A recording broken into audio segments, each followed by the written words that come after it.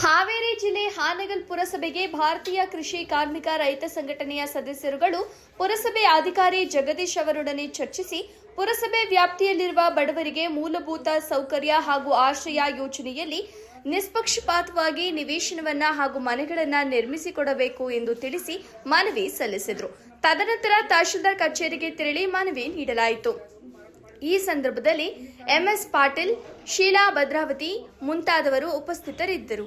ವರದಿ ಮಯೂರ್ ರಾಯ್ಕರ್, ಹಾನಗಲ್, ಶ್ರೀಟಿವಿ ನ್ಯೂಸ್.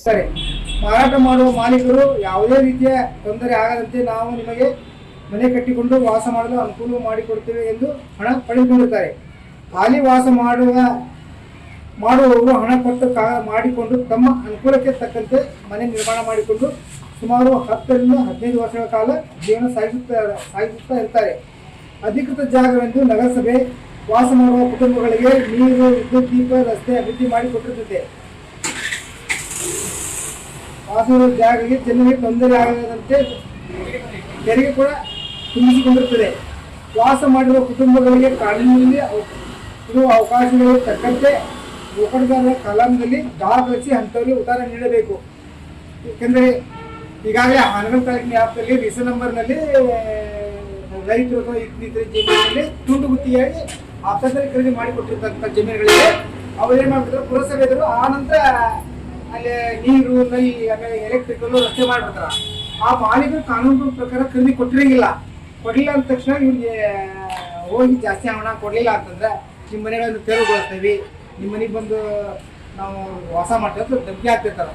ಅಂತ ಕಟ್ಟುನಿಟ್ಟಿನ ಕ್ರಮದೊಳಗೆ ಯಾರು ಆ ಜಾಗದ ವಾಸ ಆಗ್ಯಾರ ಅವ್ರನ್ನ ಬೀಕಾತ ಅಥವಾ ಮೂಲಭೂತ ಇದು ಮಾಡಿ ಕೊಡಬೇಕು, ಉತ್ತರ ಕೊಡ್ಬೇಕಂತೇಳಿ ನಾವು ಮನವಿಯನ್ನು ಈ ಮೂಲಕ ಸಲ್ಲಿಸುತ್ತೇವೆ. ನಗರ ಪ್ರದೇಶದಲ್ಲಿ ವಾಸವಾಗಿರುವ ಕುಟುಂಬಗಳಿಗೆ ಇವರು ಹಕ್ಕು ಪತ್ರ ಕೊಡಬೇಕು, ಗೋಕರ್ಣದಿಂದ ಎಂಟ್ರಿ ಮಾಡಬೇಕು.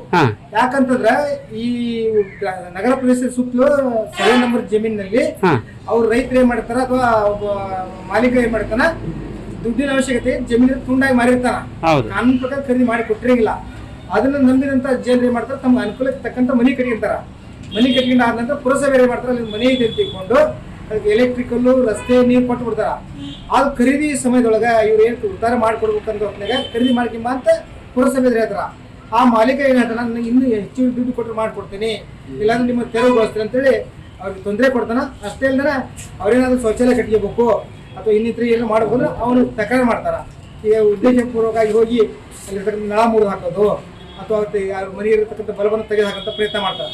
ಯಾಕಂದ್ರೆ ತಾನು ಮಾಲೀಕನ ಇದಕ್ಕೆ ಅದಕ್ಕೆ ನಾವೇನು ಹೇಳ್ತೇವೆ ಅಂದ್ರೆ, ವಾಸವಿರುವ ಕುಟುಂಬಗಳಿಗೆ ಕಾನೂನು ಅಡಿಯೊಳಗೆ ಗೋಕರ್ಣದಾರ ಅಂತ ಹೆಸರು ಕುಂದಿರಿಸ್ಬೇಕು, ಮತ್ತೆ ಅವ್ರು ಇದು ಕೊಡ್ಬೇಕು, ಮಾಲೀಕ ಉತ್ತರ ನೀಡಬೇಕು ಅಂತೇಳಿ ಇವತ್ತಿನ ದಿವಸ ಈ ವಿಷಯನ ಮನೆ ಕೊಡ್ತಿದ್ದಾರೆ. ಸರ್, ನಿಮ್ಮ ಹೆಸರು? MS ಪಾಟೀಲ್, ಭಾರತೀಯ ಕೃಷಿ ಕಾರ್ಮಿಕ ಸಂಘಟನೆ ಸಂಸ್ಥಾಪಕರು. ಅದು ನಮ್ಮ ಸಂಘಟನೆ ಪರಿವಾರ. ಇದವರಲ್ಲ ಸರ್?